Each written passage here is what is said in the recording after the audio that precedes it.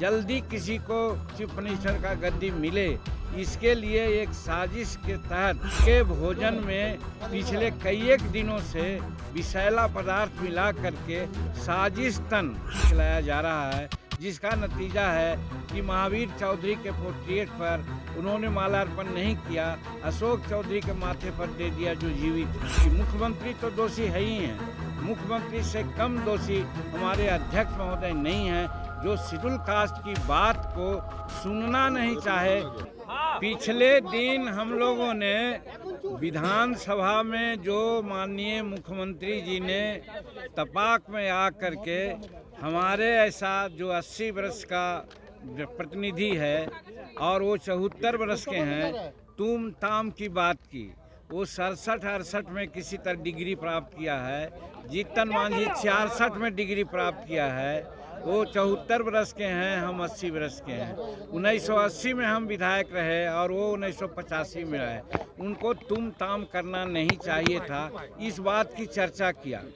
आज विशेष चर्चा ये करना चाहते हैं कि माननीय मुख्यमंत्री जी को तो हम लोग कह ही चुके हैं कि उनके भोजन में पिछले कई एक दिनों से विषैला पदार्थ मिला करके साजिश तन जल्दी किसी को चीफ मिनिस्टर का गद्दी मिले, इसके लिए एक साजिश के तहत उनको विषैला पदार्थ खिलाया जा रहा है, जिसका नतीजा है कि महावीर चौधरी के पोर्ट्रेट पर उन्होंने माल्यार्पण नहीं किया, अशोक चौधरी के माथे पर दे दिया जो जीवित हैं। उसी प्रकार से महिलाओं के बारे में क्या क्या न कहा, आज हिंदुस्तान नहीं संसार वाकिफ हो चुका है। और फिर कल जो हमारे साथ तुम ताम की बात की, भाषा की, हम कहा था कि संस्कार उनका लगता है कि गिर गया है जो ऐसा बोलते हैं। आज एक नई बात कहना चाहते हैं आपसे, आज आपसे बात करना चाहते हैं कि विधानसभा का कस्टोडियन माननीय अध्यक्ष हुआ करते हैं। माननीय अध्यक्ष ने नियमन दिया था कि जिसको हम पुकारें वही बोलेगा, और उसके बाद जब आरक्षण की बात ख़त्म हो गई थी, दूसरा बिल आया नामांकन का, तो नामांकन में हमको उन्होंने पुकारा, हम उठ करके अपनी बात कहना शुरू किया। इसी समय नीतीश कुमार आगे आ गए, टपक गए। माननीय अध्यक्ष जी को चाहिए था नीतीश कुमार जी को रोकना। नीतीश कुमार मुख्यमंत्री के साथ साथ सदन के नेता हैं, जब नियमन जो अध्यक्ष का होता है वो नहीं पालन करेंगे तो अन्य सदस्यों से क्या अपेक्षा वो रखते हैं। ये बात की दुख है कि माननीय अध्यक्ष महोदय आज लगता है कि सत्ता पक्ष के पक्ष में अपना सारा निर्णय दे रहे हैं और हरकत कर रहे हैं, जो इस जनतंत्र के लिए, संविधान के लिए घातक है। और इसीलिए आज विशेष मैं कहना चाहता हूं कि मुख्यमंत्री तो दोषी है ही हैं, मुख्यमंत्री से कम दोषी हमारे अध्यक्ष महोदय नहीं हैं, जो शेड्यूल कास्ट की बात को सुनना नहीं चाहे, सुनाना नहीं चाहे। हम क्या कह रहे थे, वो लोग कहना चाहते हैं कि आरक्षण का बिल का हम लोग विरोध करते हैं, कतई नहीं।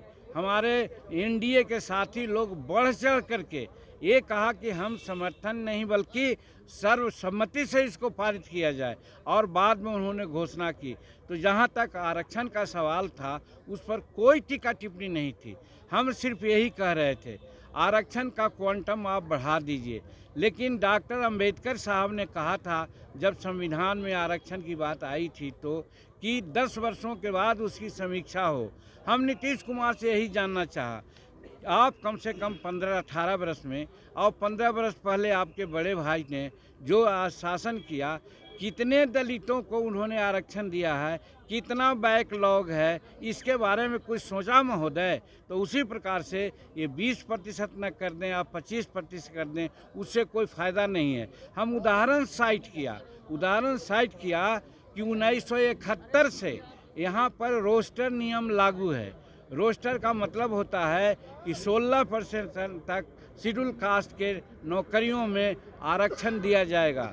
आज जानते हैं दुख कहते हुए हो रहा है, हम तो समझते हैं कि सत्ता पक्ष के लोगों को शर्म आनी चाहिए कि आज 73-74 वर्ष संविधान लागू हुए हो गया और जो रोस्टर लागू की बात आती है तो उधर 71 में हुआ, तो कहने का मतलब है कि 29 वर्ष उधर हुआ और 23 वर्ष इधर हुआ, तो कम से कम 40-50 वर्षों का अवधि में कितना प्रतिनिधित्व है? प्रतिनिधित्व है 3.7। आप जोड़िए, 16% प्रतिनिधित्व देने में कितना साल लगेगा? यही हम उनको कहना चाह रहे थे कि माननीय मुख्यमंत्री जी, आप इसकी समीक्षा कीजिए। याद है हमको 1955-56 के आसपास में मुंगेरी लाल जी के अध्यक्षता में शेड्यूल कास्ट और शेड्यूल ट्राइब्स के आरक्षण को तजवीज़ करने के लिए आयोग बना था। उस समय कहा गया था कि 7% आरक्षण मात्र मिला है और बाकी बैकलॉग है। आज मैं समझता हूँ कि 7% से भी कम है हमारा प्रतिनिधित्व शेड्यूल कास्ट का। आप समीक्षा कीजिए और समीक्षा करके बैकलॉग पूरा कीजिए, तब बढ़ाने की बात आप करते हैं, स्वागत योग है। इसलिए आप बढ़ाए हैं तो ठीक है, लेकिन आप समीक्षा कीजिए। इसी पर मुख्यमंत्री बहुत अनाप शनाप बोले, जो आपके सामने कल हमने कहा है। यहाँ पर सदन के कस्टोडियन होने के नाते माननीय अध्यक्ष जी को, एक सदस्य को, एक जो पूर्व मुख्यमंत्री रहा है उसको प्रोटेक्शन देना चाहिए था। माननीय मुख्यमंत्री को समझाना चाहिए था कि ये तथ्यपरक बात हो रही है, उलूल जुलूल की बात जीतन मांझी नहीं कर रहा है, इसलिए आप थोड़ा साइलेंट रहिए, इनकी बात को सुनिए। वो सुनाने में कोई रुचि नहीं ली। इसलिए मैं समझता हूँ ये जो आज चल रही है बात, चाहे महिलाओं का अपमान का मामला हो या आरक्षण में जो अभी बैकलॉग है उसका मामला हो, इसके चलते हम लोग समझ रहे हैं कि सत्ता पक्ष महिलाओं का विरोधी, शेड्यूल कास्ट का विरोधी है। इसके लिए आज हम लोग धरना देने का काम किया। और देखिए क्या जमहूरियत है, क्या जनतंत्र है, उन लोगों को क्या दिक्कत है, केंद्र की सरकार क्या कर रही है, उसके लिए बिहार विधानसभा कोई जवाबदेह है क्या? लेकिन बिहार विधानसभा या बिहार राज्य में जो हो रहा है उसके लिए जवाबदेह राज्य सरकार है।